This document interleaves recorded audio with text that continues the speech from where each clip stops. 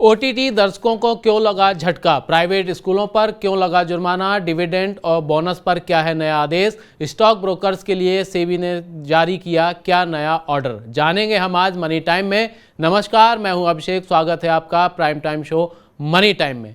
Amazon ने अपने OTT platform Amazon prime की सब्सक्रिप्शन फीस को बढ़ा दिया है। अमेजन प्राइम का मंथली सब्सक्रिप्शन प्लान 120 रुपये महंगा हो गया है, वहीं तिमाही प्लान की कीमत में 140 रुपये का इजाफा किया गया है। भारत में अब अमेजन प्राइम की मेंबरशिप 299 रुपये के मंथली प्लान से शुरू होगी।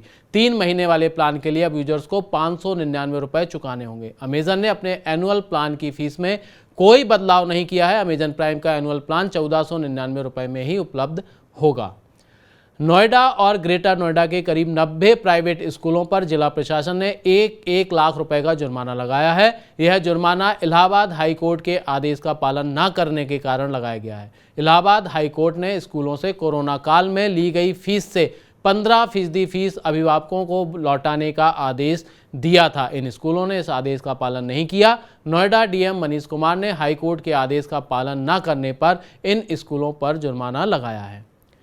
गुजरात सरकार ने राज्य की पीएसयू कंपनियों के लिए डिविडेंड और बोनस शेयर बांटने के लिए नई नीति पेश की है। नई नीति के तहत लिस्टेड कंपनियों को अपने नेट प्रॉफिट का कम से कम 30% डिविडेंड देना होगा। जिन स्टेट पीएसयू का रिजर्व और सरप्लस उनके पेडअप इक्विटी शेयर कैपिटल से 10 गुना के बराबर या इससे अधिक होगा, उन्हें अपने शेयर होल्डर्स को बोनस शेयर देना होगा। शेयर प्राइस कंपनी की वैल्यू के 50 गुना से अधिक होने पर शेयरों को स्प्लिट भी करना अनिवार्य होगा।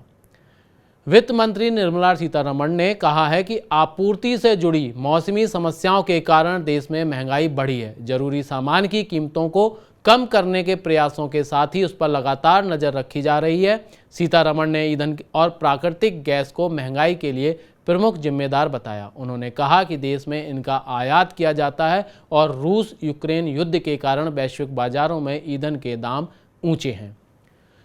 जीवन बीमा कंपनी बजाज आलियांज लाइफ ने वित्त वर्ष 2022-23 के लिए पॉलिसी धारकों को कुल 1201 करोड़ रुपए का बोनस देने की घोषणा की है। यह लगातार 22वां वर्ष है जब कंपनी भागीदार करने वाले सभी पात्र पॉलिसी धारकों को बोनस का भुगतान करेगी। बजाज आलियांज लाइफ ने कहा कि बोनस में 872 करोड़ रुपए का नियमित बोनस और 329 करोड़ रुपए का टर्मिनल और नगद बोनस शामिल है। इससे पहले के वित्त वर्ष में कंपनी ने 11,62,000 से ज्यादा पॉलिसी धारकों को बोनस के रूप में 1,070 करोड़ रुपए का भुगतान किया था। स्टॉक ब्रोकर और क्लियरिंग मेंबर्स अब अपने क्लाइंट्स के पैसों को गारंटी के रूप में बैंकों के पास गिरवी नहीं रख सकेंगे। मार्केट रेगुलेटर सेबी ने आदेश जारी कर कहा है कि नया नियम 1 मई 2023 से लागू होगा। इस कदम का मकसद क्लाइंट्स के फंड से ब्रोकर्स के लाभ कमाने पर रोक लगाना है। इससे निवेशकों के हितों को सुरक्षित रखने में मदद मिलेगी। अभी ब्रोकर्स अपनी जरूरत के हिसाब से क्लाइंट्स के फंड को बैंकों के पास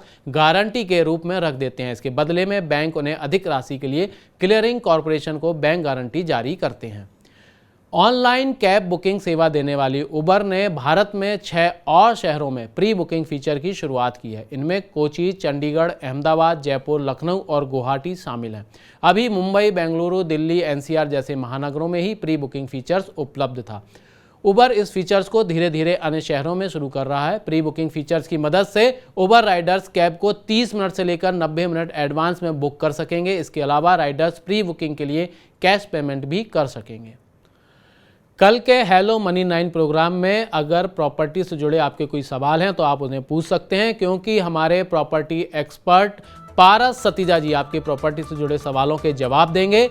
तो आप हमारे व्हाट्सएप नंबर 9311121874 पर अपना सवाल पूछिए और प्रॉपर्टी से जुड़ी समस्याओं को हल कीजिए।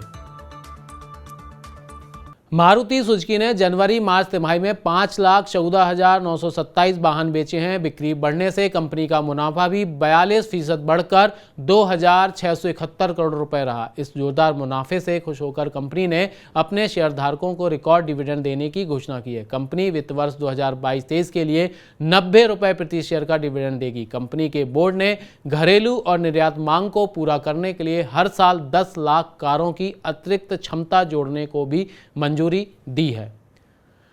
बुधवार को घरेलू शेयर बाजार लगातार तीसरे दिन बढ़त के साथ बंद हुए। बीएसई सेंसेक्स 170 अंक चढ़कर 60,300 अंक पर बंद हुआ। एनएसई निफ्टी भी 44 अंक उछलकर 17,813 अंक पर पहुंच गया।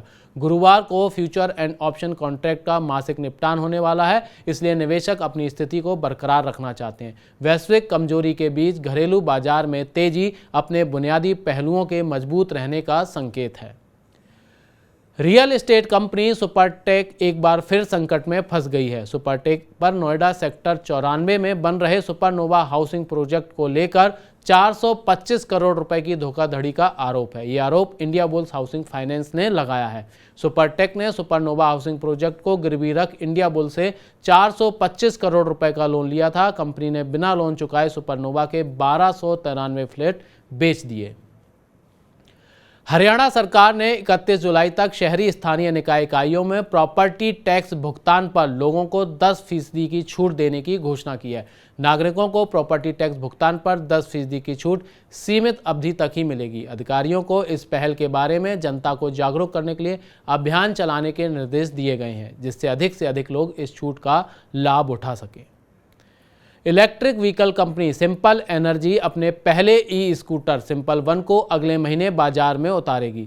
सिंपल वन 23 मई को बेंगलुरु में पेश किया जाएगा। कंपनी भारत में दोपहिया इलेक्ट्रिक वाहन बाजार में हलचल मचाना चाहती है। इस स्कूटर की बुकिंग 15 अगस्त 2021 से शुरू हो चुकी है, लेकिन ग्राहकों को स्कूटर कब मिलने शुरू होंगे, इस बारे में कंपनी ने कोई जानकारी अभी तक नहीं दी है।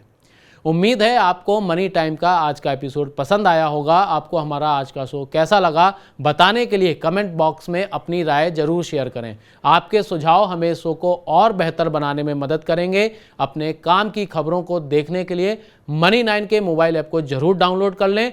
नई खबरों के साथ अब होगी आपसे कल मुलाकात। तब तक आप देखते रहिए मनी 9 के अन्य प्रोग्राम। नमस्कार, गुड नाइट।